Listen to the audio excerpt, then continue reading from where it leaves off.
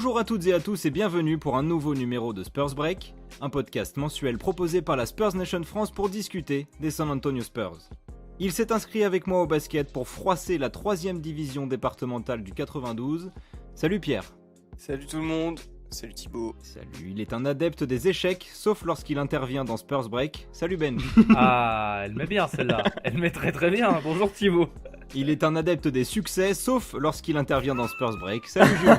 Oh la bastos. Bah salut. Spurs Break 25e épisode, c'est parti. Dégoûté, mais... C'est un plaisir de vous retrouver les gars. Ça fait longtemps. Un pur bonheur. Ça faisait 3 mois.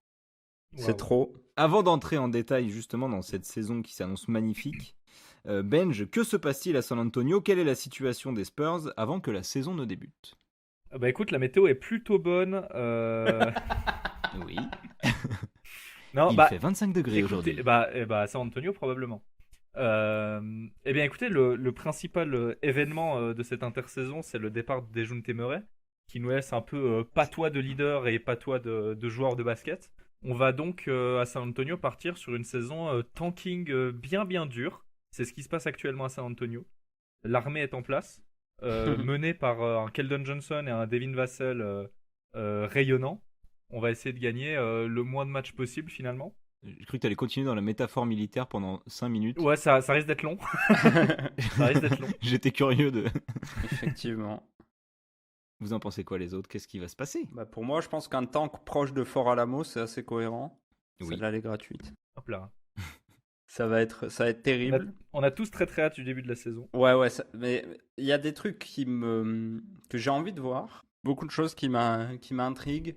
Mais pas les Spurs, par contre. Mais ça se passera plus du côté de la G-League que du côté de l'équipe principale. Donc malheureusement, non, il y a quand même des raisons de sourire un peu. Mais on n'est pas trop en confiance à l'approche de cette nouvelle saison, quoi. Rien d'autre à rajouter, si ce n'est qu'on va perdre et perdre. Il y aurait quand même des trucs un peu fun à voir. Il y a des jeunes à développer qui vont jouer en G-League, mais aussi dans notre équipe. Oui. N'est-ce pas? Exactement. Un petit peu quand même. Oui, fun. on aura un peu de fun, ouais. Normalement. Si vous voulez un résumé de la saison précédente, le dernier épisode où Benoît d'Envergure était avec nous aussi, où on résume ce qui s'est passé, où on nous fait un point justement sur la direction que prend la franchise, c'est l'épisode 24, Ouais. je crois. Tant qu'à faire, laissons Dejounte s'envoler. N'hésitez pas à l'écouter, c'est déjà un classique. Et depuis cet été, 3 arrivées notables dans l'équipe: Gorgui Dieng, Isaiah Roby et les 3 rookies. 5 rookies même. 5 Avec rookies. 2 two-way. Mais 5 rookies, du coup. Ouais. Qu'est-ce qu'on pense de cette intersaison?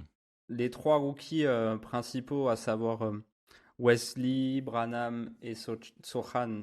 On en a beaucoup parlé du coup dans l'épisode précédent Absolument. avec Ben qui nous a apporté son expertise dessus. Ce qu'on peut en dire, c'est que pour l'instant, on voit que Sochan a pas mal de minutes en pré-saison. Il est beaucoup aimé de Pop, a priori. Ensuite, pour les 2 rookies en two-way, Jordan Hall, je ne vais pas parler dessus parce que je ne le connais pas très bien. Par contre, Barlow... Et même en pré-saison, il n'a pas beaucoup joué. Ouais. Je crois qu'il y a un match où il joue 5 minutes. Ouais, voilà, on risque de pas trop le voir. Barlow, on pourrait le voir un peu plus. Vrai potentiel, je pense. C'est un poste 4, 4-5, qui peut shooter, qui défend correctement, qui est assez athlétique et tout, donc c'est intéressant. À voir comment il se développe. Il jouera que Angelique, je pense. Mais je pense qu'il pourra être intéressant à suivre en suivant la G-League. Malaki Branham et Wesley, peut-être que Branham, on va le voir pas mal jouer. Enfin, pas mal jouer. C'est un bien grand mot, mais on risque de le voir beaucoup dans le 5. Et après, toi, tu parlais de l'arrivée de Gorgui Dieng. Bah, disons que ça va être celui qui va mettre des tartes à l'entraînement, qui va s'assurer que tous les jeunes suivent et que tout le monde s'entraîne correctement. Donc il est flic en gros. Hein. Ouais, voilà, il est flic, complètement. Sergent Dieng. Exactement. Ouais, parmi les vétérans dans l'effectif, qui reste-t-il? Moi j'ai 27 ans, on faisait la blague avant l'épisode. Il n'y a pas grand monde dans l'effectif qui est plus vieux que moi. Voilà. Bah, il y a du coup Gorgui, Ouais. Keita Bates Diop et Doug McDermott et Josh Richardson. Encore que Bates Diop. Bates il Up, doit avoir il est 26. 96, toi Thibaut. Ouais, il a 26. Bates Diop. Non, Donc il est c'est plus- même il est pas. plus Il est jeune, pas il est si plus vieux. jeune que moi. Non, c'est Richardson, McDermott et Gorgui Dieng. Et je suis plus vieux que Jakob Poeltl, ça c'est quand même un truc de fou. Oui, et c'est vrai qu'après, c'est Jakob qui a 27 ans aussi.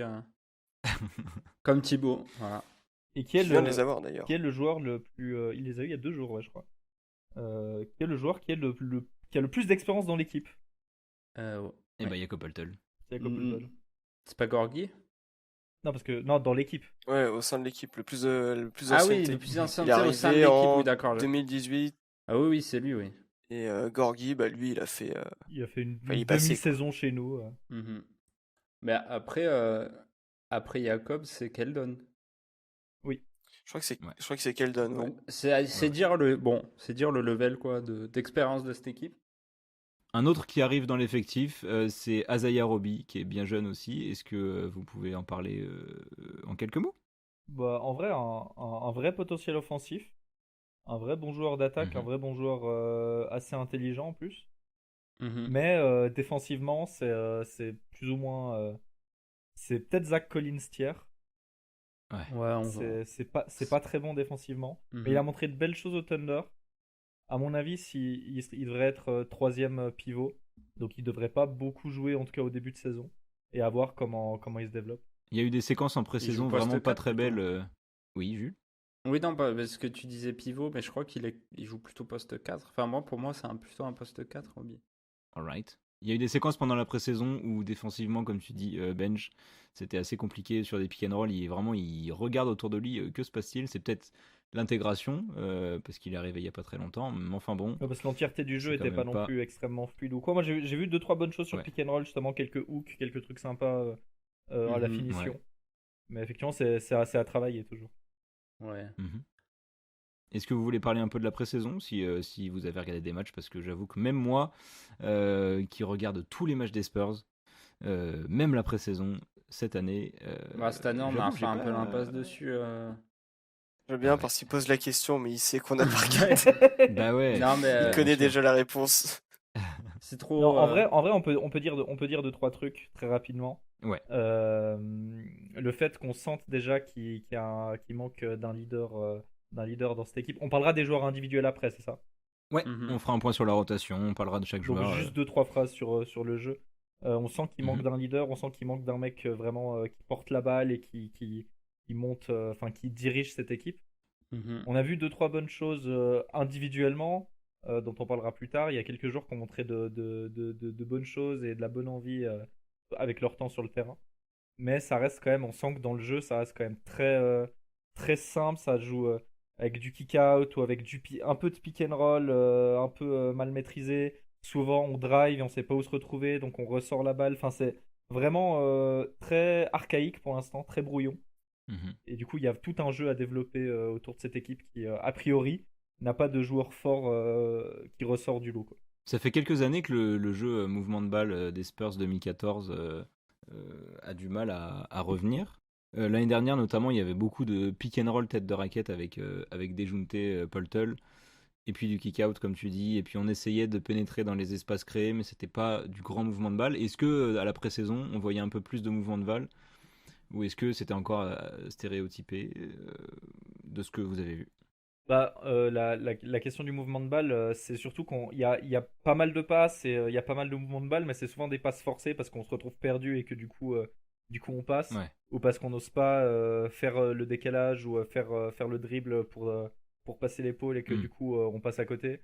Il y a un peu de pick and roll, mais effectivement il y a du mouvement de balle, mais c'est du mouvement de balle très très basique pour l'instant. Pour se débarrasser du ballon. C'est quoi. ça, c'est Ravière qui disait ça avant l'émission. Il disait celui qui arrive à faire 4 dribbles sans se marcher sur le pied, il gagne une Bugatti. Voilà. Et je pense que... Tu sais que c'est peut-être vrai. Hein. Je pense que Trey Jones va avoir plein de voitures, mais pour les autres, j'en suis moins sûr. Il va avoir un énorme garage. Bon, il y a quand même des trucs à suivre cette saison. Par exemple, parlons d'un point de vue individuel, parce qu'on a bien compris qu'on ne sera pas la meilleure équipe de NBA, n'est-il pas? On va aller un par un. Pour vous, quel est votre joueur à suivre cette saison? Le joueur que vous allez le plus regarder? On va commencer par Pierre. Alors j'espère que je vais prendre le joueur de personne.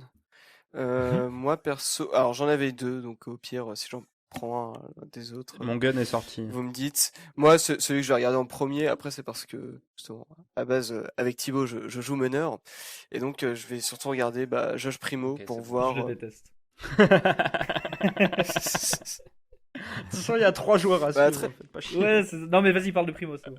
Ah non, mais Primo, en fait, on va surtout le regarder pour voir s'il peut driver l'équipe, passer devant Trey Jones au poste de meneur. L'année dernière, Pop l'a fait start 16 fois et on l'a vu sur pas mal de séquences avoir le ballon. Donc on sait qu'il peut créer des décalages par son explosivité, etc. Maintenant, ce qu'on va attendre de lui, c'est déjà augmenter sa production et son efficacité au tir, ce qu'on va regarder en premier. Et ensuite, c'est aussi regarder si il a la main ou si on le fait jouer poste 2. Mhm. C'est est-ce que on va voir de la progression dans ce qui est de la vision de jeu, dans ce qui est du mouvement de balle. Parce que, enfin, je vais apprendre à personne, le poste de meneur, c'est quand même toi qui va guider ton équipe et qui va imposer ton rythme. Et donc c'est quelque chose de très important quand tu joues avec autant de nouveaux joueurs aussi. Il va devoir apprendre très vite à s'adapter aux nouveaux 5, aux nouvelles rotations. Donc c'est pour ça que je vais le regarder particulièrement. C'est pour déjà voir, je pense pas qu'il sera titulaire dès le début, mais peut-être que à un moment il passera devant Trey Jones dans la rotation. Et là je voudrais voir vraiment ce qu'on a pu lui apprendre, comment il a travaillé cet été. Et voir tout simplement ce qu'il peut apporter sur ce poste-là. Mais c'est à prendre avec du recul parce que ça se trouve, il va jouer poste 2 et donc là, on lui demandera pas du tout la même chose. Pour l'instant, sur la pré-saison, il a joué 2 matchs parce qu'il était un peu blessé avant. Il a joué en 6e homme avec 25 minutes de temps de jeu. Le premier match, c'est 10 points. Le deuxième, 23 points. Oui, il a fait un gros Avec match. 4 passes Et décisives. un très beau match. Un très beau match contre OKC. Voilà, donc pour l'instant, ce qui se trame, c'est une position de 6e homme, à voir s'il passe devant Ça Trey peut Jones. C'est cohérent. ça peut être très bien puisque il a vraiment le profil aussi quand même pour sortir du banc. Mhm. Mais je me dis, vu qu'on a tellement misé sur ce joueur en le prenant aussi haut et aussi jeune, c'est peut-être pas pour le faire start, enfin peut-être pas pour le faire jouer 6e homme Peut-être pas toute la saison. toute sa vie. Donc ouais, voilà. Je pense qu'au au début de saison, ouais. c'est plutôt Trey Jones qui va remplir ce rôle. Et au fur et à mesure de la saison, quand on va voir les progrès potentiels qu'il aura fait, peut-être que Pop va lui dire, écoute, sera titulaire et puis voilà, on mise tout sur lui sur la fin de saison. Mais je pense que dans un premier temps, ce sera surtout Trey Jones à la main. Honnêtement, j'aime beaucoup Josh Primo, mais je suis pas très confiant quant à sa capacité à porter le ballon, à être meneur d'une équipe. Pour moi, Déjà, c'est plus un 2 aussi. Ouais, en Summer League, on a vu que c'était un peu galère quand il a joué beaucoup poste 1, c'était compliqué pour lui. Oui. Même s'il a une bonne vision de jeu, une belle qualité de passe au niveau du handle et de garde, de pouvoir bien contrôler la balle et bien la garder sous pression, c'est compliqué. Donc il a beaucoup de qualités. Je sais pas si vraiment mener une attaque, c'est une d'elles. Je suis assez d'accord. En fait, je me dis juste qu'on va peut-être le faire start un moment parce que Trey Jones défensivement, ça va peut-être être Il est petit. compliqué pour lui par certains moments et puis on n'est pas à l'abri aussi d'une blessure ou d'un petit truc ou même d'un trade. Donc c'est pour ça qu'en fait je vais surtout regarder ça, c'est est-ce que si on doit s'en remettre à lui sur ce poste-là, est-ce qu'il a les armes pour? Je dis pas qu'il les a. Je suis assez d'accord avec toi, Binge, sur tes réticences à ce niveau-là. Donc c'est pour ça que je vais avoir un œil tout particulier là-dessus. De toute façon, Après, il faudra bien qu'on ait un meneur remplaçant, parce que à part Trey Jones, on n'a personne comme vrai meneur, quoi. C'est ça, en début de saison. Alors Jules, on parlera des rotations tout à l'heure dans un autre débat. Là, on va rester sur les joueurs à suivre. Ok. Si ça vous va, je voudrais pas vous brusquer, bien entendu. Aucun problème.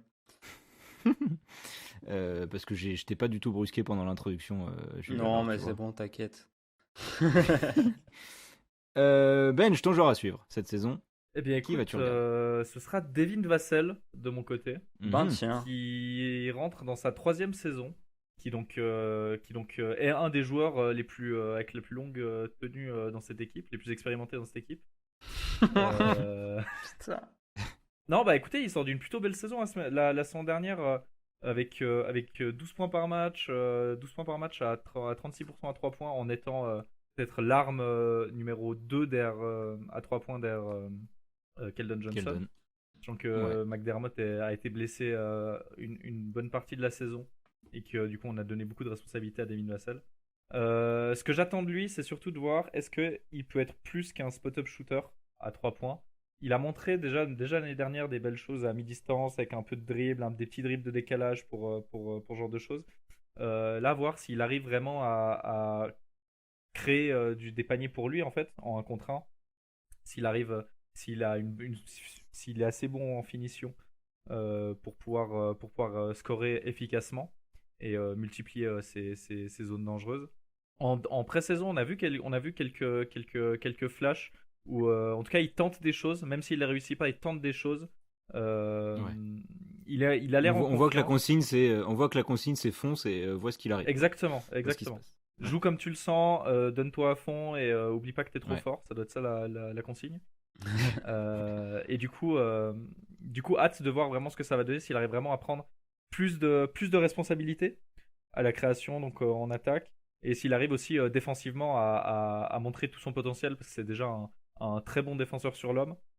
Voir comment il se développe overall, et simplement si vraiment, parce qu'il a son potentiel max, je pense c'est un bon lieutenant dans une équipe NBA, donc est-ce qu'il arrive à aller jusqu'ici? Et du coup cette saison elle est importante pour lui, pour voir quel type de responsabilité il peut prendre et qu'est-ce qu'il peut faire sur un terrain. Jules, ton joueur à suivre cette saison? J'aurais pu prendre Keldon Johnson ou Jakob Poeltl. Est-ce qu'il va être tradé en février ou pas? Mais moi je suis parti du côté d'un des plus jeunes joueurs de l'effectif, peut-être le plus jeune, j'ai pas la stat exacte. C'est ce bon vieux Jérémy Sohan. C'est le deuxième plus jeune à 1 semaine derrière Dominique Barlow. Ah, c'est Barlow le plus jeune. Il me semblait bien que Barlow était très jeune aussi.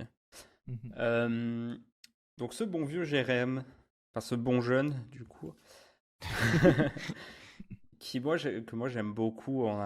Je le répète, mais Ben en a longuement parlé aux 2 podcasts précédents. Avant la draft. Avant la draft, il nous l'a beaucoup avant la draft, vendu et t'étais. tout. Enfin, voilà, c'est un joueur que moi j'aime beaucoup, très très fort défensivement. Il a déjà montré un peu en pré-saison sur notamment des contres très très hauts, de la bonne vitesse de jambes et tout. Franchement, j'ai vu que des highlights parce que comme j'ai dit tout à l'heure, j'ai pas vu de match, mais de ce que j'ai vu, ça annonce vraiment des bonnes choses.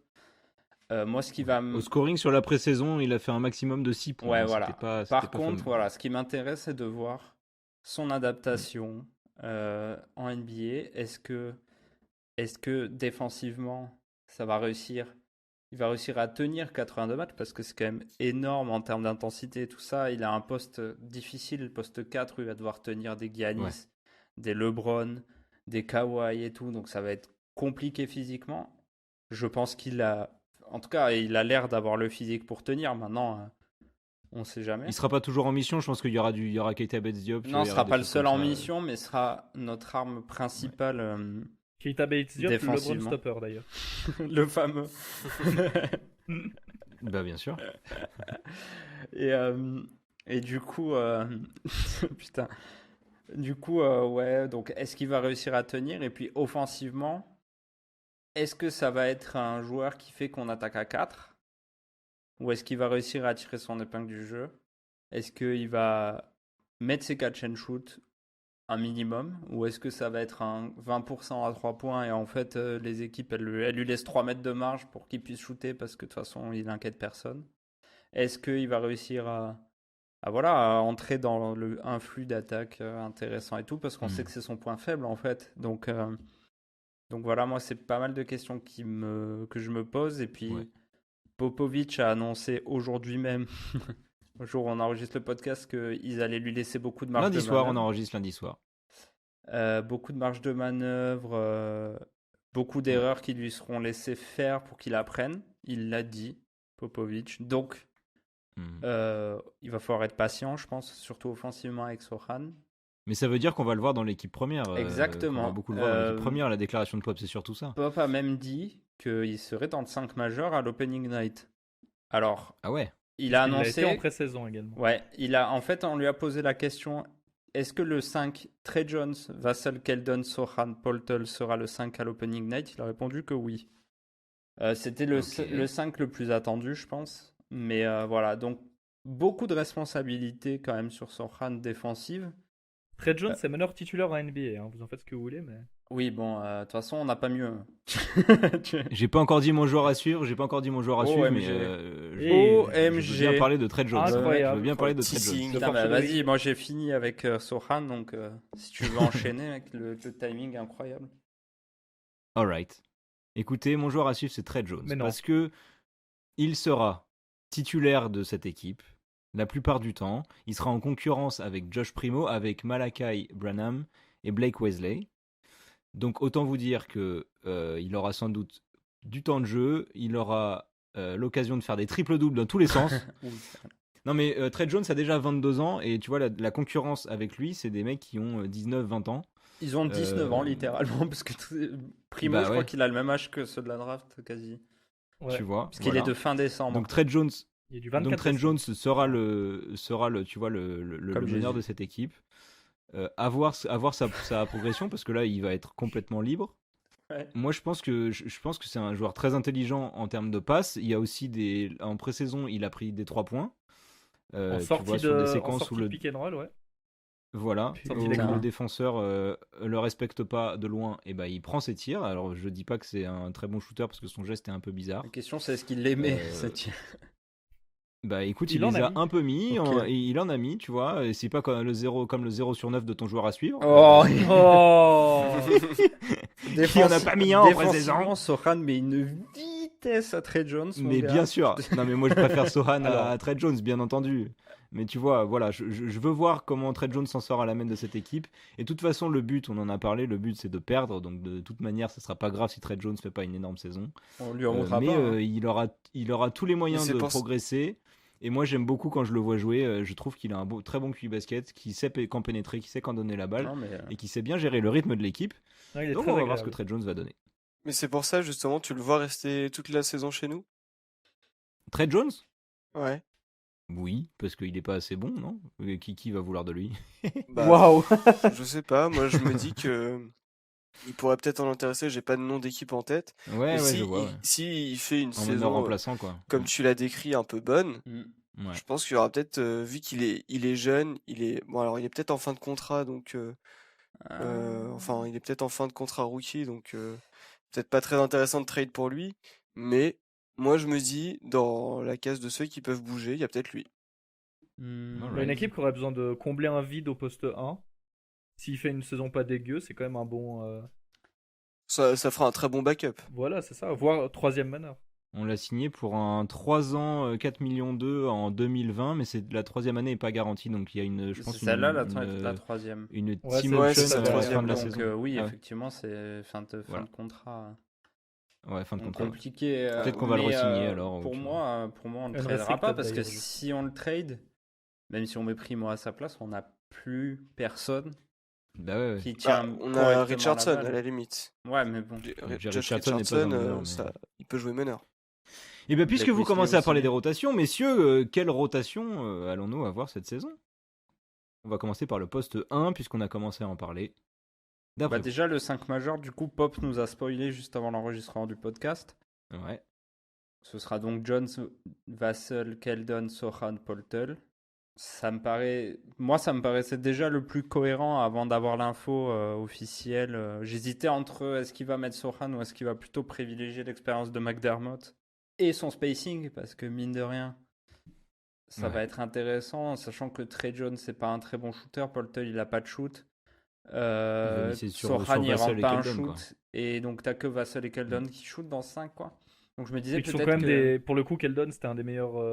Ah bah c'est du 40%, quoi. C'est du Voilà. 39-40%. Mm. Et Vassell, j'ai confiance Vassell, dans c'est le aussi un fait qu'il va spécialiste. augmenter ses pourcentages avec le temps. Enfin voilà. Donc je suis pas très inquiet sur ces deux-là, mais c'est juste que avoir McDermott en 4, ça permettait un meilleur spacing. On est quand même en 2022, donc il s'agirait de shooter. Comme on disait tout à l'heure, le remplaçant de Trey Jones au poste 1, c'est Primo. Parce qu'il n'y a pas grand chose d'autre. En fait, le seul qui pourrait remplacer au poste 1, c'est Blake Wesley. Je sais pas s'il a joué là en pré-saison. Mais, Il jouait moins de 10 Un minutes. petit quoi. peu. Si Mais j'ai de pas ce- de bêtises, un petit peu. mais de ce qu'on a vu en Summer League, du coup, ouais, Blake Wesley, ça me paraît un peu compliqué pour lui de prendre des minutes en 1 dès maintenant. Il va surtout taffer la G-League, je pense. Donc, poste 1, c'est sûr que tu as Trey Jones Primo, quoi. Pour moi, c'est les deux seuls qui peuvent avoir ce rôle. Éventuellement Josh Richardson, mais C'est vrai qu'on a deux Josh. Hein. oui, bah les deux Josh qui du coup qui sortiront du banc sur les postes 1-2 pour moi. Et les copains parlaient du poste 2. J'ai tendu Poste une 2, perche absolument dingue.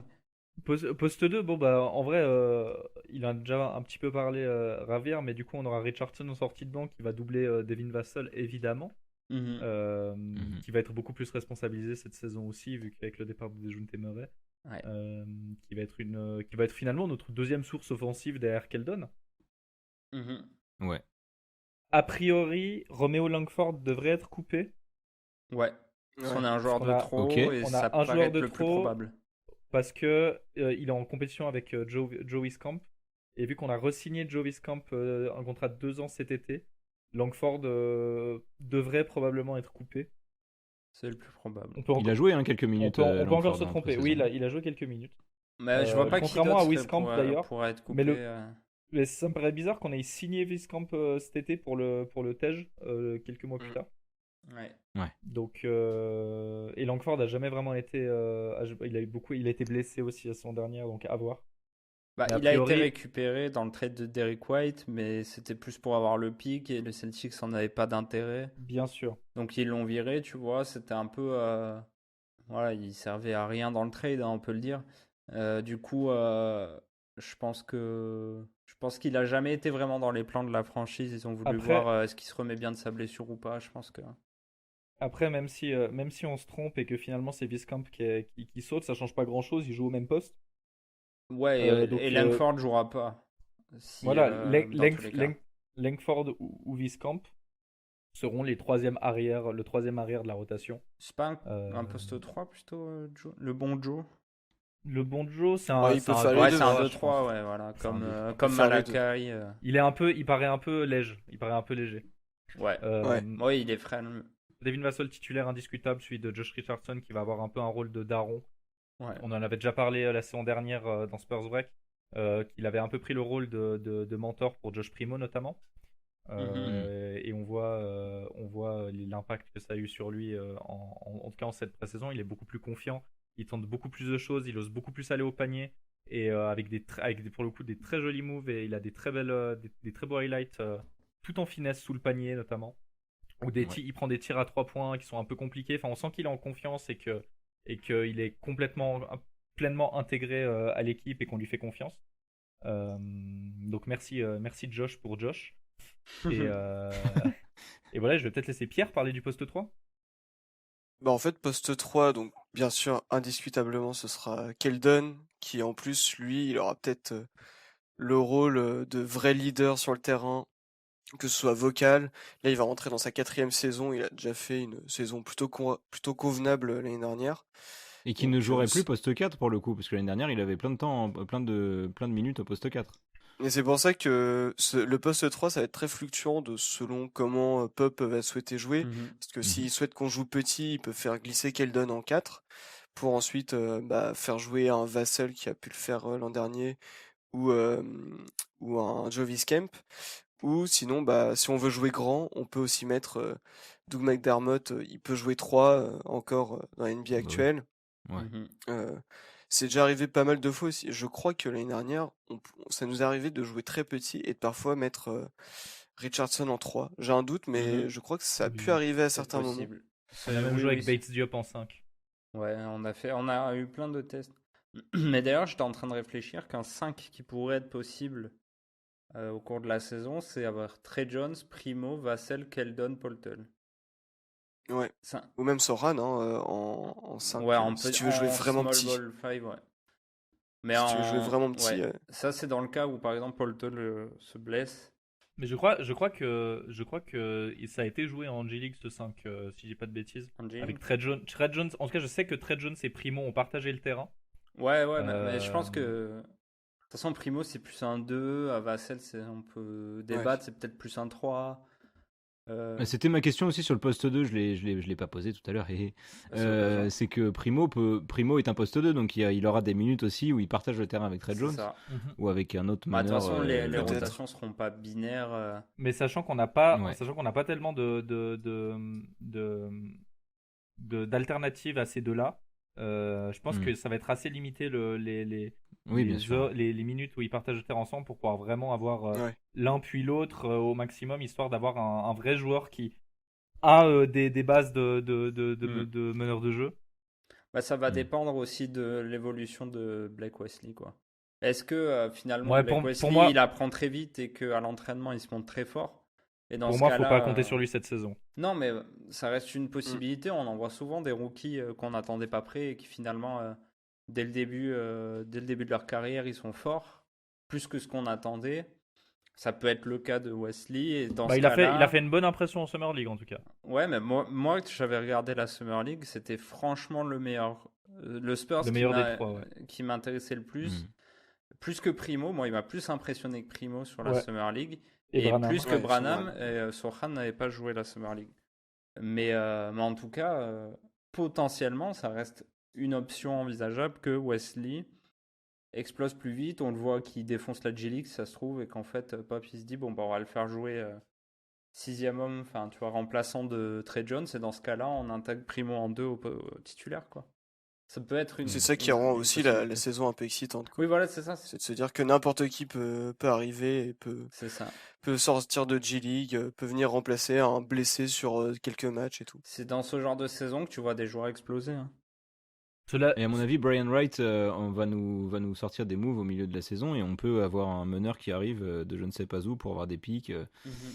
Oui, c'est voilà. possible aussi. Ça, c'est sûr. Et est-ce qu'on passe. Ouais, vas-y, Jules. Non, j'allais dire que ouais, c'est dans ces saisons un peu nazes où t'as pas de forts joueurs, que t'as des mecs qui sortent du lot, quoi. Et on en a vu plein des joueurs dans des équipes éclatées faire des bonnes saisons parce qu'ils se montrent bien. But, il y a eu Christian Wood il y a pas si longtemps. Il y a eu Cristiano Ronaldo. D'accord. C'est parce qu'il jouait à Manchester United, ça? Non, parce que t'as dit Christian comme si tu disais Cristiano. D'accord. Je pensais que c'était parce que United était une équipe rincée, mais ok. Non, en 2003 ça allait. Ouais, c'était pas rincé, hein, putain. Est-ce que vous voulez qu'on passe sur le secteur intérieur, messieurs? Ah bah, Allez. il faut, hein. De toute façon, ça va aller vite, hein. Bah, ça va aller vite. Titulaire poste 4, Sochan. Son remplaçant, c'est Doug McDermott. Et puis t'as Keita Bates-Diop qui va rentrer. Qui lui, du coup, pour le coup, pourra prendre des minutes en 3 derrière Keldon. Parce qu'on n'a pas trop parlé du poste 3, mais en dehors de Keldon, en réalité, t'as Malakai Branham qui peut jouer 3, mais voilà. T'as Joe Wieskamp qui peut jouer 3, mais c'est bof. Donc ce sera plutôt Bates-Diop. Allez. Keita Bates-Diop, McDermott qui vont prendre un petit peu cette place de poste 3 remplaçant. De 3-4, ouais. Ce 3-4. T'as Isaiah Roby qui peut rentrer en 4-5. Puis Barlow, par contre, ce sera que de la G-League. C'est sûr. Ouais. Pareil pour Jordan Hall. Pareil pour Jordan Hall en poste 3. J'ai du mal à parler ce soir. Qui sera en G-League. C'est depuis que tu m'as roasté au début du truc, je m'en remets pas. Non, mais voilà. Puis poste 5, Paul Tull, bien sûr. Le seul unique. Ouais. Au 5, ce sera Paul Tull, Dieng et Collins. Enfin, c'est nos trois profils qui s'y prêtent le plus, même si Collins, il peut jouer un peu 4.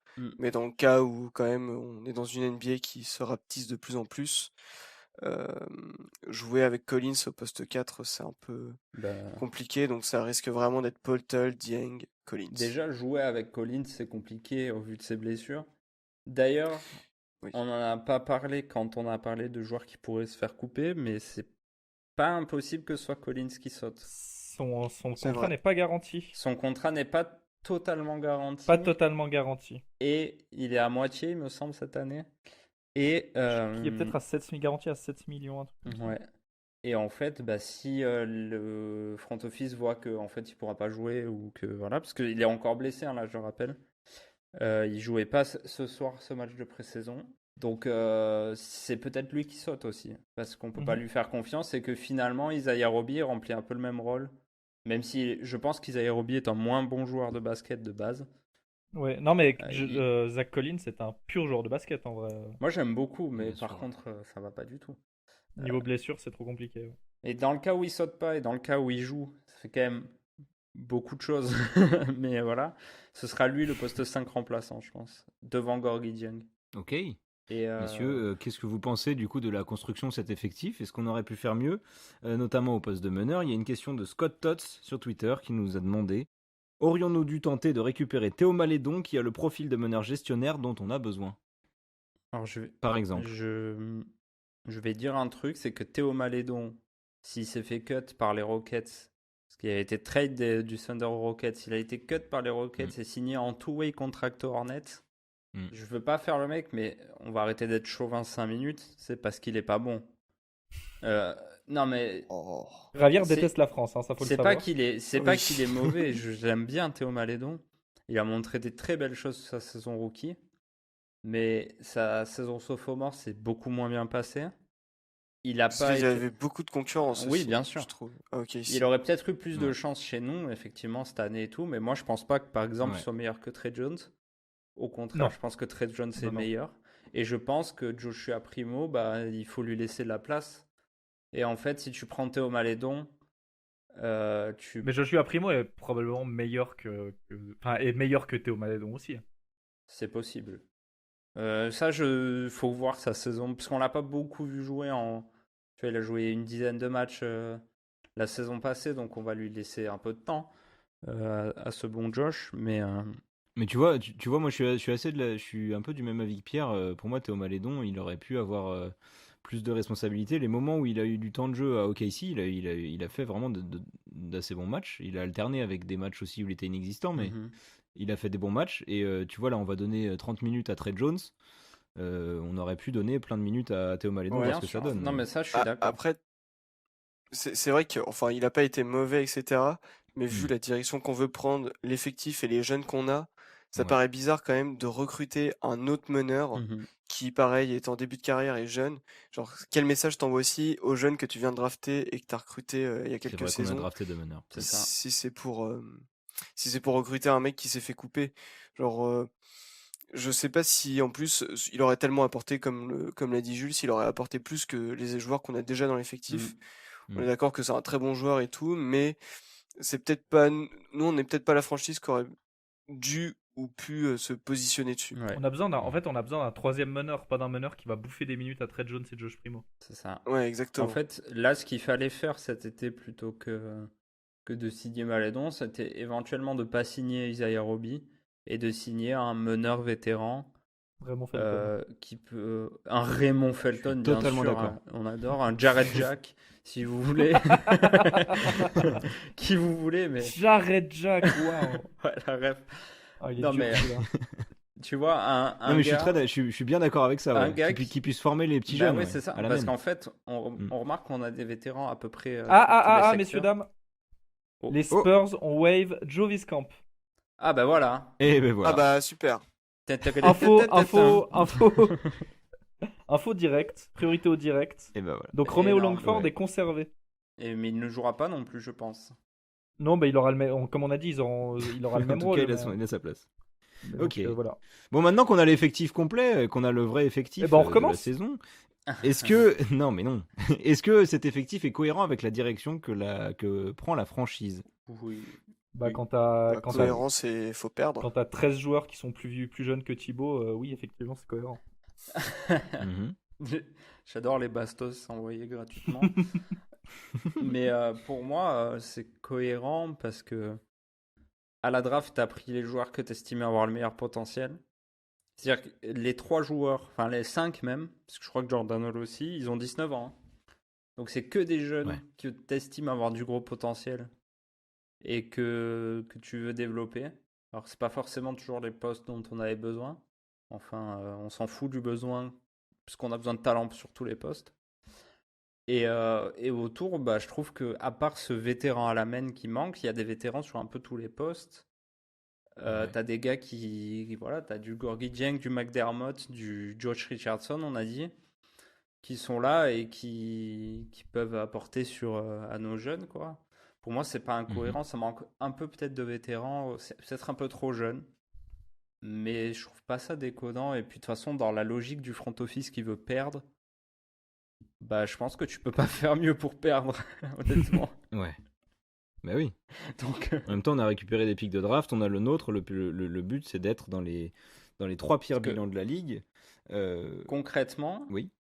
si tu regardes le Ouais. 5 majeur, il y a combien de joueurs pour vous qui sont vraiment des vrais titulaires NBA? Euh, Moi, j'en vois Un. Franchement, 1,5. Il y a 1,5. Keldon Et un peu Poltol pour moi. Moi, je Ouais, pense pour que moi, c'est plutôt Poltol, il éventuellement peut Vassell être, s'il progresse bien. Ouais, mais Mais- ATM, pour moi, c'est plutôt Poltol qui, dans un système où tu joues avec un intérieur qui est vraiment là pour mettre des écrans et défendre, Poltol, il a le rôle parfait pour ça. Il peut Ouais, être je suis titulaire dans d'accord. une bonne équipe NBA. Ouais, mais pour Limite moi, que plus Keldon limite sur un plus que poste Keldon, 3. en fait. non. Ouais, voilà, moi, je pense suis pas. assez d'accord. Moi, je pense que Non, Keldon, c'est faiblard, je suis d'accord. Keldon, c'est un 3&D qui peut être titulaire d'une équipe qui va au titre. Oh non. Oh, Au pff, Non, titre, non, je suis j'abuse pas un d'accord. peu, mais Poltol, tu vas pas très loin en playoff avec un Poltol Ah titulaire, bah, tu vois ce que je veux dire? bah si Regarde t'es les justement dans un Celtics l'année système où ton dernière. intérieur sert à défendre et à poser Ouais. des écrans, comme il y en a beaucoup aujourd'hui, Ouais. Poltol, Oui. c'est un des meilleurs de la NBA pour faire ça. Hein. Oui, Benjamin. Pour moi, Poltol, c'est pas un titulaire, c'est pas un vrai titulaire d'une alright. équipe qui gagne. pour moi, ça l'est devenu, Je l'aime ça l'est beaucoup. devenu au fil des années grâce à nous, justement. J'aime énormément Ouais. Poltol. Mais pour moi, c'est plus genre un pivot 6-7e homme qui rentre, qui fait 20 minutes d'excellent taf. Et voilà. Bah, Et Je pense que pour si moi, ça tu dépend prends du tous les système, rosters mais- de la ligue, si tu regardes tous les rosters de la ligue, t'as plus de la moitié des équipes, je pense, où tu peux dire, franchement, Poltel, il peut être à la place du 5. Il y a moyen. Hein. Je pense que je suis assez d'accord. Hein. Je suis à 2 doigts de le faire, là, hein, vraiment, de te lister chaque On va 5. peut-être pas le faire, mais on n'a peut-être pas le temps pour ça. Mais je comprends votre avis, mais pour moi, c'est un peu juste. Enfin bref, le débat va loin. Hein. Le débat va loin Oui, pour oui. une question hypothétique. Oui, absolument. On va tout de suite passer à la question suivante, qui nous vient de Twitter avec Louis de Kergorley, Hein, qui nous demande sûrement terminer breton. hors des 3. Ouais, sans doute, hein. Terminer hors des 3 pires bilans de la ligue serait-il un échec, selon vous? Oh ouais. J'adore la formule. Ouais, elle est horrible. Hein. Parce que t'as d'autres équipes, c'est genre, franchement, si on fait pas les finales de conf, c'est un échec. Et nous, si on n'est pas dans les 3 pires bilans, c'est un échec, ça pue. Si on n'est pas suffisamment nul, on est nul. C'est globalement ça. Parce que pour rappel, les 3 pires bilans, l'un des 3 pires bilans nous donnerait le plus de chances à avoir le numéro 1 de la draft. 14%, je crois. Donc selon Exactement. vous, est-ce qu'il y a un risque du coup? Est-ce qu'il y a un risque que nos jeunes soient trop bons, que Poltol soit en fait un titulaire NBA et que du coup on se retrouve avec le 4e pire bilan ou quelque chose comme ça? Ah, ça Est-ce c'est que grave un possible risque pour moi. C'est très Possible. possible, mais pour moi, je vois qu'une équipe qui Alors. peut être plus nulle que nous, ATM. Et c'est Utah. Pour moi, Et il y a- encore, d'accord. Utah, ils viennent d'avoir Colin Sexton et Markkanen, donc même pas, en fait. Non, c'est les Rockets, notre concurrent numéro 1. Ouais, mais les Rockets, je pense c'est qu'il y a vrai. plus de talent que nous. Hein. Ah oui, alors ça je pense. Hein. Ça, je pense. Mais il y a une Et question. du coup, potentiellement plus de matchs gagnés, parce que, en fait, les Rockets, c'est très dépendant de est-ce que Jalen Green montre ce qu'il a ou pas. Si c'est pas le cas, effectivement, ils peuvent être pires que nous. Mais si c'est le cas, ils vont forcément gagner plus que nous, je pense. Après, Thibaut, tu posais une question. Je sais pas si tu l'avais retenu, mais il y a sur Twitter, il y a quelqu'un qui avait posé une question. Est-ce que les Spurs Ouais. peuvent gagner plus que ce qu'on attend d'eux, donc aux alentours Ouais. des 15-20 victoires? C'est ce bon Rib Levovsky. Le bon Rib. Voilà. Bisous à lui. Il me filera le sien d'ailleurs. Je pense Pas le que mien, plutôt. je lui filerai le mien aussi effectivement. Connaissant l'équipe, sachant quel est le nom de notre head coach, il y a moyen qu'on arrive à sortir une bonne fin de saison, qu'il y ait un truc, qu'on Ouais. arrive à huiler un peu cette équipe et qu'en fait on gagne un peu plus de matchs que prévu. Parce qu'il faut dire que 20 victoires, c'est quand même. Tu Non, joues mais- 4 matchs, t'en perds 3. Évidemment, gagnes mais un. c'est spoiler alerte. C'est pas facile de gagner 20 matchs. C'est Hein. ce qui va se passer. Je veux dire, C'est pas facile de notre gagner 20 coach a matchs. beau être Greg Popovich, franchement, si tu donnes à Paul Bocuse de la merde à cuisiner, il va pas te faire des lasagnes de fou, ok? Donc là, c'est la même chose, je suis désolé, mais tu peux pas. T'as jamais mangé les lasagnes à la merde de Paul Bocuse? Non, mais Déjà, tu ne peux pas, tu peux pas faire de la magie avec Bah, un moi je roster pense, nul. moi je suis désolé. je pense que Greg Popovich est capable de. On va pas aller au play-in, c'est pas ça que je te dis. Mais je pense que Greg Popovich est capable d'aller chercher genre une 13e place de conférence avec un jeu huilé autour où il y a aucune individualité, où les joueurs se connaissent et se font confiance. Ok. Et où du coup tu gagnes des matchs comme ça avec un vrai esprit de battant parce qu'on voit très bien et on le sait que l'effectif s'entend très bien, ils sont très potes, qui s'amusent vraiment sur le terrain. Que du coup tu peux aller chercher, tu peux aller grappiller quelques matchs comme ça avec un vrai esprit de battant. Ça c'est pas impossible et du coup c'est pas déconnant pour moi qu'on gagne 25 matchs la saison prochaine, tu vois. Et 25 Ok. matchs c'est déjà trop pour moi. Mark my words. Si on gagne plus de 22 matchs, sauf si on trade pour un All-Star, là ça compte plus, ok, mais ça risque pas d'arriver. Et si on marque, Oh, si il on se gagne blinde, plus hein, de, il se blinde. si on gagne plus de 22 matchs, je vous offre à chacun de vous donc vous trois, pas tous ceux qui nous écoutent évidemment, Une Bugatti. un truc Spurs, genre un goodie Spurs. Je vais avoir casquette, je vais avoir mon hand spinner Spurs. et bah go Spurs Let's go, hein. Go Si- Spurs go. Donc si plus de 22 victoires. Est-ce que 22 victoires, De toute façon- tu payes ou Non. pas? Tu payes pas Plus 22? de 22, Ok. donc à partir de 23. Ok, Ok. on note. J'ai déjà la haine si on gagne 23 matchs, mais je pense qu'on gagne. Ah bah toi tu vas avoir doublement la haine. Pas possible. Bah oui, mais non, franchement, je pense qu'on n'en gagne pas plus de 22, c'est pas possible. Ok. Pierre, dis-nous en Pour plus. moi, il n'y a pas l'effectif. Bah en fait, moi je voulais juste rebondir sur ce que vous veniez de dire, parce que moi j'ai Moi j'aimerais une casquette. analysé très longuement notre calendrier cette saison. Ouais. Et donc je pense que par rapport à la question de base, je sais pas si on gagnera tant de plus de matchs que ça, parce qu'on est potentiellement l'équipe qui a le pire calendrier de la NBA. C'est le cas tous les ans. Hein. C'est le cas tous les ans, mais sauf que celui-là, je te jure, pour l'avoir regardé, par exemple, nos 10 premiers matchs, franchement, je nous pronostique un bon 1-9, tu vois. Let's go. Ou peut-être, allez, 2 victoires, mais quand en fait, Tu peux nous dire l'enchaînement un peu imaginez enchaîner 2 victoires, ça paraît très très compliqué. Et en plus, on a vraiment, je crois, aux alentours de décembre, sur une période de 9 jours, on a 6 matchs. Ou en 10 jours, voilà, du 19 décembre au 29, on a 6 matchs à jouer, 2 back-to-back, deux fois des back-to-back très proches. Et donc en fait, ce qui va faire qu'on ait le pire bilan ou pas, c'est comment on va jouer contre les équipes qui sont nos concurrents directs. Donc c'était Utah avant qu'ils fassent le trade, c'est Houston, c'est Indiana aussi. Mhm. Et sauf qu'en fait, quand tu regardes, on va avoir des séries un peu clés. Par exemple, du 23 février au 5 mars, on va jouer 2 fois Utah, 2 fois Houston, une fois Indiana. Et donc en fait, ça va être des matchs de fin de saison où on va pouvoir un peu plus calculer à peu Si là, près on est en notre, 0,5. Ah bah ce serait bien qu'on soit en 0,5. Vraiment, si on veut récupérer le premier pick, ce serait l'idéal. Après, Donc voilà, je pense, moi Ça tu fera vois, des super matchs de basket à regarder, ça. Wow. Ouais. Ah, ça va être super. Est-ce que pour le Franchement, fun, on va tu peux se régaler. nous faire la liste de nos 10 premiers matchs? 10 premiers matchs, alors on commence par Charlotte, après on joue à Indiana, donc pour moi c'est les 2 matchs qu'on peut gagner. ok. Parce qu'ensuite on joue Philadelphie, 2 fois Minnesota qui vont quand même jouer les Nous playoffs cette ouvrir, année.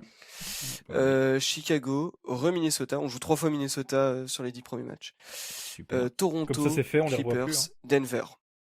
Ben, je vais pouvoir faire tous ces tapines sur Rudy Gobert en une semaine. Oh mec, je vais regarder tous les matchs. Et donc vraiment, Ouais, on va après se faire vraiment, ouvrir. je vais pas vous faire tout le calendrier, mais à chaque Ouais. fois tu prends par tranche de 10 Est-ce matchs que Gobert, du et coup, tu te dis, il a réussi à rattraper la palette offensive de Paul Tull ou pas? Ça commence. Ah, mon dieu. Pardon, Oh Pierre, là je là. t'ai coupé. non mais enfin franchement, je vous invite tous chez vous à regarder notre calendrier, vous prenez 10 matchs par 10 matchs, et si vous arrivez, je crois qu'il y a une seule fois où je me suis dit, bon allez, là on peut faire 4 victoires pour 6 défaites. Mais sinon tout le reste du temps, je nous vois nous faire rouler dessus. Et j'espère Bah, que c'est ce qu'on va mettre en place. Match très franchement, important d'ailleurs cette saison. Pierre, je me souviens plus, je sais pas si t'as la date toi, mais en janvier, on joue à l'Alamodome. 13 Le 13 janvier, on joue à l'Alamodome contre les Warriors, Oui. qui est notre seul match retransmis par antenne sur antenne nationale. Ouais. Donc ce sera un match cool, Mhm. un match un peu du coup rétro. On Et- va et retrouver c'est, notre ancienne salle. Et je crois que la salle C'est ça. a énormément de place et ça pourrait du coup être Oui, si la, la salle la plus remplie de l'histoire de la NBA, non? c'est pas ça. la Si stat le match est sold out, ça sera la plus grande attendance, je sais plus le mot en français. Affluence. Affluence. La plus grande affluence d'un Affluence. match NBA ever. Vous vous rendez Si, compte, il a fallu qu'on soit l'équipe des Spurs les plus nuls de l'histoire pour réussir à faire ça. C'est quand même dingue. Si on y arrive, si c'est sold out. Bah, faut Imaginez dire si qu'il on y a avait eu, Curry en imaginez face. si on avait eu, imaginez si on avait eu une super équipe faire un match dans l'Alamodome comme ça contre les Warriors. Oh, mais en ça aurait été- 2017 là, ça aurait été sublime. Putain, ça aurait été fou. 2016-2017. Ouais. Wow. Oh là là là là. Ouais, ouais. J'ai encore la haine de 2017, mais on parle même Messieurs, puisque vous voulez parler du passé, on va aller dans Passé Break, parce qu'on n'avait pas encore fait la vanne, donc pas. Ah oui, Yes. bienvenue à votre séance Bah de ouais. thérapie d'ailleurs. j'ai fait comme j'ai On pu. va revenir sur vos traumas. On va passer au quiz, si ça vous va. Oui. Oh, il a Je crois que j'ai hésité. plus rien à dire. Non, mais je Ah, réfléchissais d'accord. si j'avais un dernier truc à rajouter. Sinon, un petit truc aussi, c'est dans le calendrier, on a vu qu'on n'est pas très bon, la NBA nous fait jouer à des horaires dégueulasses. Et Ah, donc, on va yes. avoir un match de plus par rapport à l'an passé en horaire européenne. Et en Excellent. plus, on joue des équipes plutôt sympas. Je crois qu'on joue 2 fois Miami. En plus, on va se faire ouvrir en européenne. Ouais, voilà. Mais au moins, il y aura plus de Putain. matchs où on pourra se faire plaisir. On pourra regarder. regarder en direct, quoi. Se faire Ouais. ouvrir en direct sur Beansport, D'ailleurs, ça va être Pierre, trop bien. Oui. Le Rodeo Road Trip cette année, c'est d'actualité. Bonne question. Bah, Parce que comme- l'année dernière on en a eu un, mais il y a 2 ans il a été skip. Donc est-ce que il... là, on l'a. En plus, il est long, ce 3. On a 9 matchs loin de chez nous. Waouh. Ok. Du 6 février au 28 février. En fait, on va faire tout le mois de février Ouais. hors de nos terres. Avec le All-Star Break entre deux. On termine 2 fois par Utah, donc ce sera bien qu'on perde les 2 derniers. Mais sinon, on joue des équipes plutôt moyennes, donc faudrait pas qu'on gagne trop de matchs aussi sur cette période-là. Mais c'est bien de nous les Enfin, mettre à l'extérieur, les équipes moyennes. C'est vrai. Messieurs, Oui. c'est l'heure du quiz. C'est parti. Allez. C'est Let's l'heure go. du quiz. C'est parti, game time. Gang.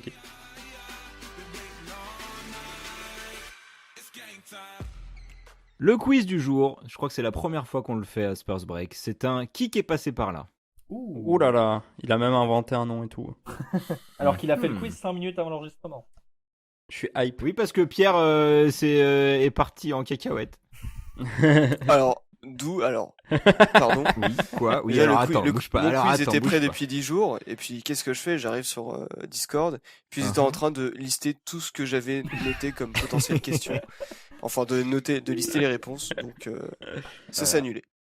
Absolument dingue. Et donc, je suis trop chaud, j'ai préparé un quiz vite fait, bien fait. J'espère que ça sera bien et que ça va vous plaire. T'es le meilleur. Donc. Thibaut. Et bah ça, c'est pas faux. Un nombre de sauter. Waouh. Derrière moi dans la rotation. C'est faux. C'est faux. Je vous invite à venir au Clamart BC, Au Canard BC. le mardi et le vendredi. Au Clamart BC, c'est terrible ce nom, mais c'est comme ça, c'est notre club. Ça On va est fiers de très, nos couleurs, très quoi qu'il bien. arrive. Messieurs, quel joueur est passé par les Portland Trail Blazers, les Melbourne Tigers, Patty Mills. les Flying... Patty Mills, bravo. Un point pour Bien lui. joué. Évidemment. Merci. Putain, il est trop vif. Quel joueur a commencé en NBA au Heat de Miami, aux Sixers de Philadelphie, Josh aux Richardson. Dallas... C'est bon. Eh oui. Bien joué. Je cherchais trop ancien dans ma tête. Les Timberwolves de Minnesota, les Gorgui Denver Dieng. Nuggets. Keita Bates-Diop. C'est oui. Qui l'a dit en premier? Alors on n'a pas dit le même. Moi j'ai dit Ah, t'as dit- Bates-Diop. Et t'as dit qui, Moi j'ai Ben? dit Gorgui Dieng.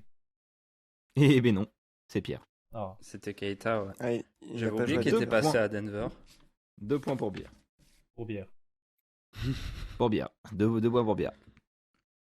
Les Houston Rockets, les Phoenix Suns, les Los Angeles Lakers, puis les Beverley Spurs.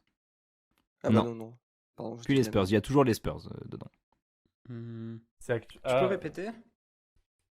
Oui, je peux répéter. Houston, Phoenix, Lakers, puis Spurs.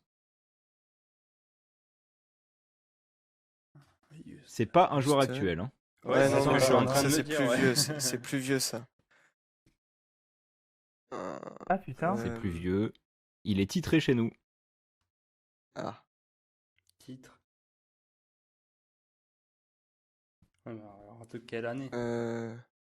ah, attends, Uh-huh. c'est pas, Tracy McGrady. c'est pas Robert Horry?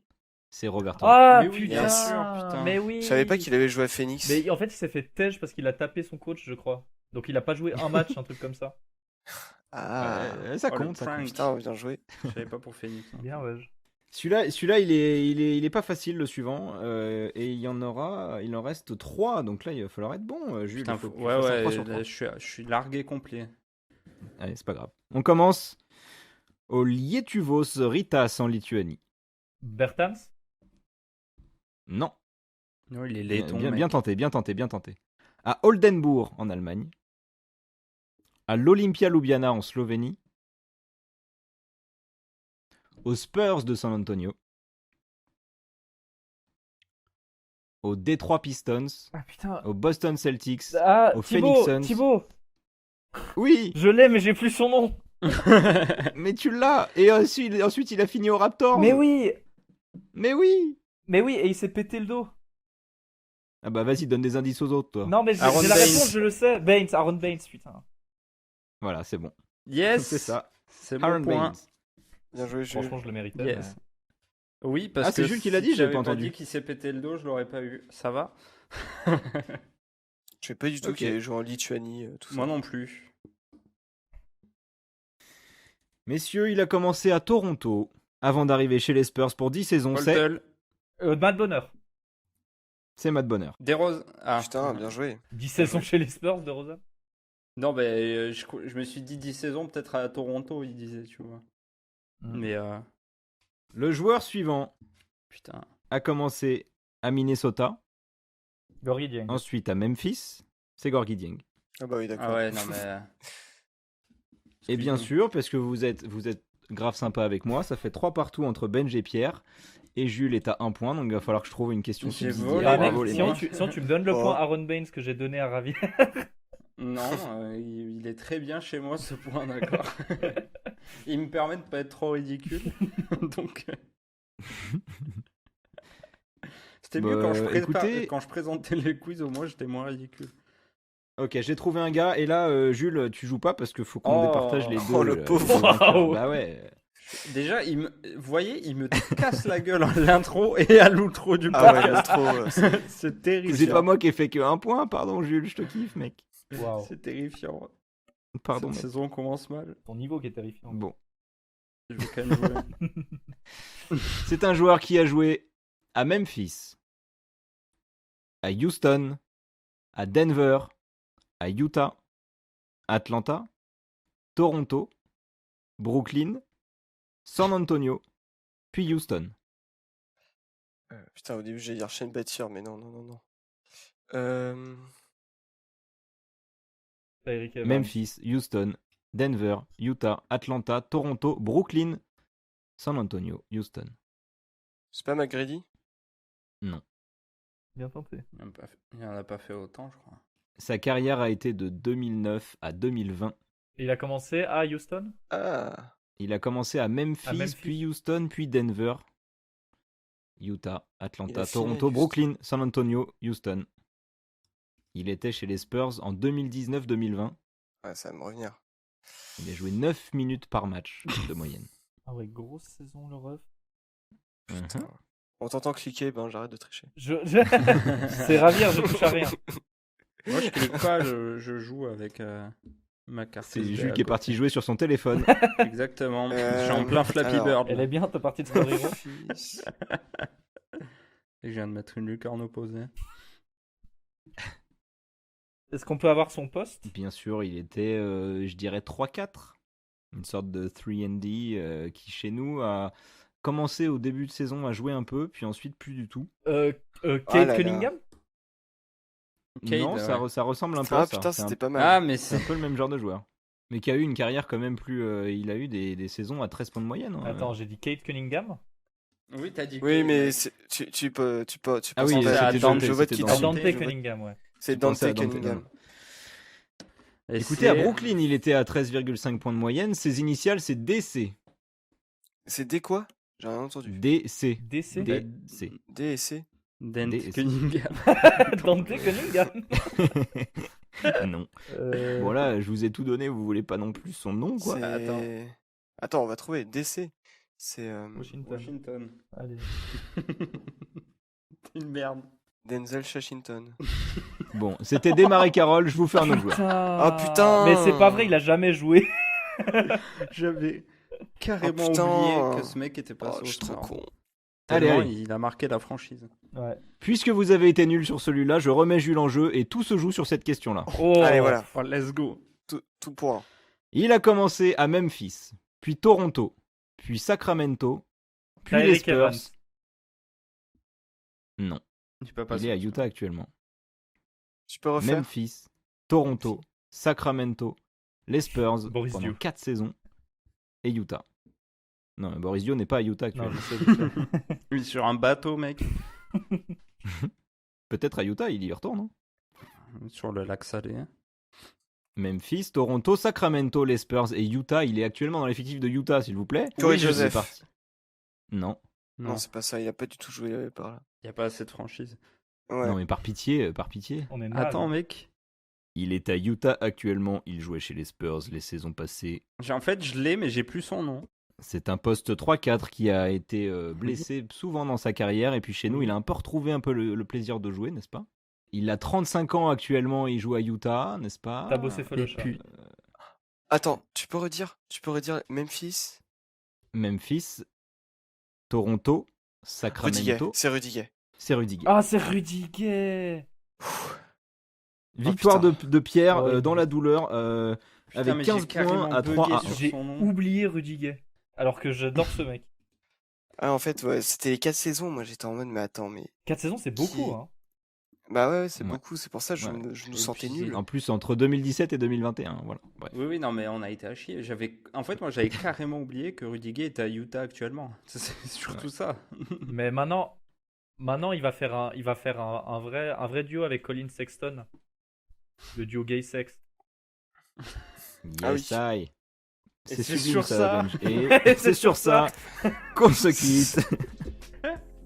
Félicitations Pierre pour ce quiz. Et puis, Bravo, messieurs, Thibaut, c'était un pour le plaisir quiz d'être aussi. avec vous. Bravo. Pendant cette Ouais, bravo à Thibaut pour tous. le quiz. Bravo, c'était bien. Sauf Javier.